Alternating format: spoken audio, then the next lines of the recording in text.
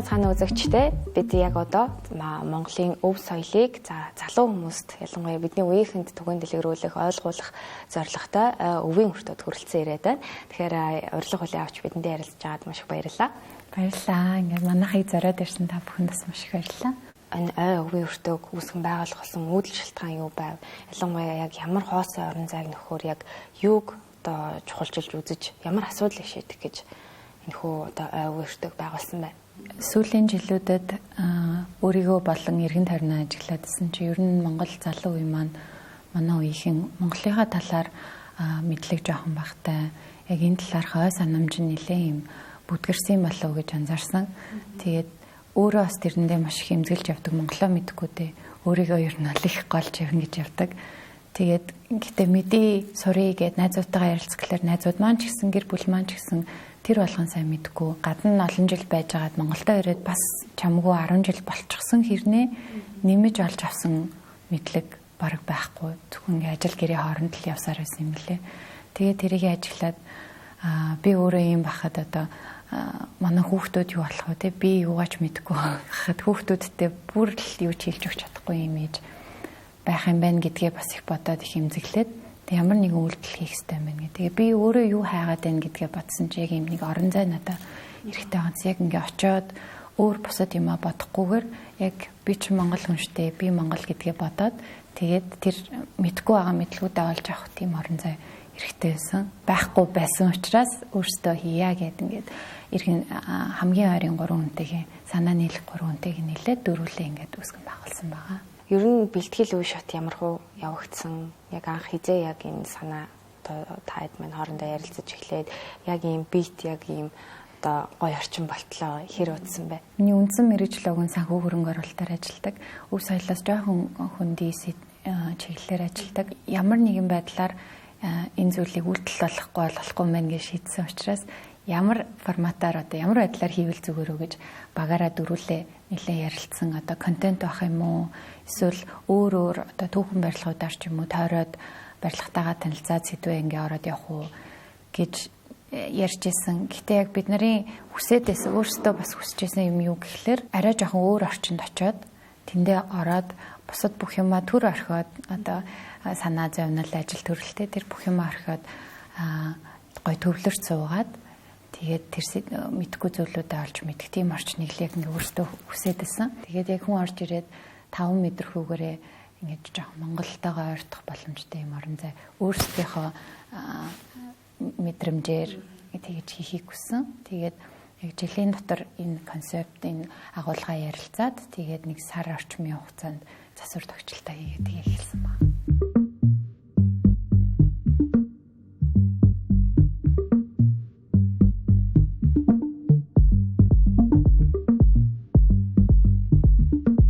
Тэгэхээр үйл ажиллагаа 9 сард өнгөрсөн оны 9 сард эхлүүлснээс хойш ер нь хичнээн хүнд хэдэн төрлийн яг ямар үйл ажиллагаа сургалтын хүрээнд Монголд ахуй соёлыг таниулаад байгаа вэ? Тэр талаараа хуваалцъя.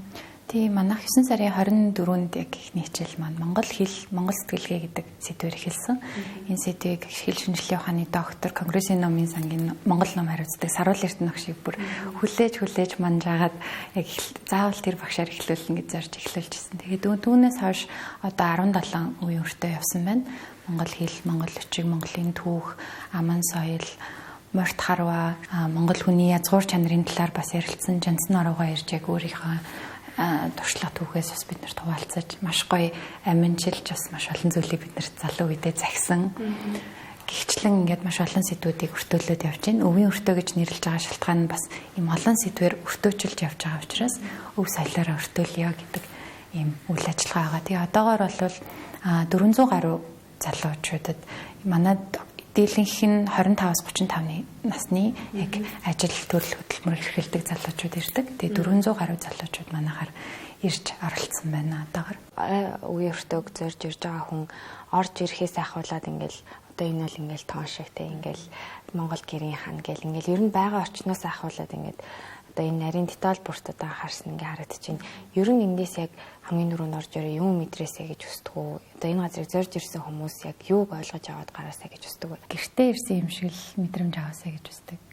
Гэр гэдэг нь мэдээж одоо өөрийнх нь амьдардаг гэр гэхээс илүү яг сэтгэл дотроо би Монгол хүн гэж боддог хүний хувьд ингээд нэг гэртээ ирсэн өөртөө адилхан бодолтой хүмүүстэй хамт нэг дор цугласан байгаа. Тийм мэдрэмж аваасаа л гэж хамгийн номер 1 төсдөг. Хүн хамгийн түрүүнд орж ирээд өгтдөг хэсэг бол манай өгтөлтийн үүдний хэсэг. Тэгээ энэ хэсэгт болохоор хүмүүс орж ирээд хамгийн түрүүнд харах зүйл бол гоё авдар байгаа. Тэгээд хажуудалтаа 2 том номын тавиуртай номын сан байгаа. Энэ номын сан бол манай хамгийн үн цэнтэй хэсэг манай энэ орон зай. Тухайн өдрийн хичээлтэй уялдуулаад номын сангаа тухайд нь шинээр бүрдүүлдэг гэсэн үг. Тэгэхээр тэр сэдвийн номнуудыг Монгол номнууд бас ямар номнууд байдсан бэ гэдгийг хүмүүст ингээд танилцуулах өөртөө хүснээрээ эргүүлж тариулж уншиж үзэх тийм орчныг бүрдүүлэх гэж хичээсэн байна. Тухайн үндэсний өв соёл одоо нахуу амьдралтай холбоотой юм чи хүн яг амьдрах явцдаа ингээд өөрийн амьдралаасаа ч юм уу ингээд суралцж явах хэрэгтэй шүү дээ. Гэтэл одоогийн нөхцөл байдалд болохоор бидний үеийнхэн за биднээс доошоо үеийнхэн ч юм уу одоо бүр биднээс гарах үр хүүхдүүд гэд ингээд ер нь бол энийг өдөр тутмын амьдралаасаа бол ингээд авах боломжгүй болчлаа. Буюу ингээд даяарсан нийгэмд ингээд одоо энэ маань улмал бүдгэрч алга болж байна те. Тэгэхээр та бүхний сургалтаар одоо яг энд ирж байгаа бол энд ирээд олж авж байгаа энэ бүх сургалтын агуулгын одоо ач тус хувь нэмэр одоо монгол хүний ирээдүйд яг ямар үнцийг авчрах вэ? Яг нэг бүтэн үеэрээ энэ зүйл бүдгэрсэн байгаа нь бидний ухамсартай сонголт ерөөсөө биш юм бэлээ. Энд ирсэн хүмүүс би энэ монгол соёл хэрэггүй хуучирсан болохоор би албаар мартцсан гэж ярьдаг хүнийг ч байхгүй байгаа. Тэгэхээр яг түүхийнхаа нухчаанд цаг хугацааны аясаар яг бидний өнгөрсөн хугацаанд бидний яг энэ Монгол үндэсний агуулгын намын чанар гэж зүйлийг албаар мартагдуулах энэ ой санамжийг арилгах юм зорилготой юм үйл явдлууд маш их өрнөсөн түүхэндээ. Тэгээ тэрний яг үр дагавар нь бидний үе юм билээ. Тэгэхээр бид нар өөрсдөө ухамсартайгаар энийг мартсан зүйл бол биш.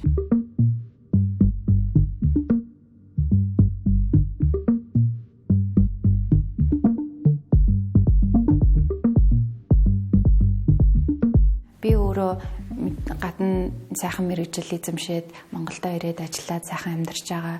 Гэхдээ ингээд амьдраад явхад надад төрж байгаа гол мэдрэмж нь ийм нэг үндэсгүй мэдрэмж. Зүгээр ингээ агаар дээр төрөөд мэргэжил эзэмшээд явж байгаа юм шиг.